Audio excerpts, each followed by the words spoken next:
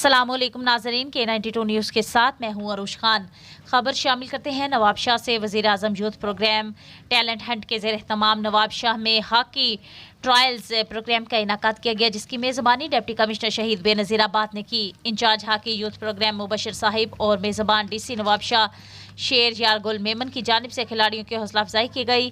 مہمان خصوصی مسلم لیگ نون youth wing division Nawabshah کے صدر محمد سلیم رائے نے بہترین پروگرام کے انعقاد پر DC نوابشاہ کو اجرک کا تحفہ پیش کیا۔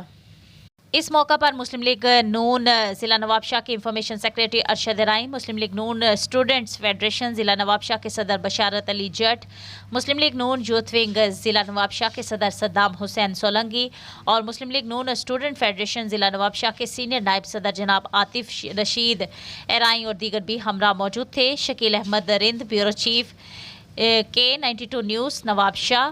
مزید خبروں کے لیے وزٹ کریں ہماری ویب سائٹ www.k92news.com۔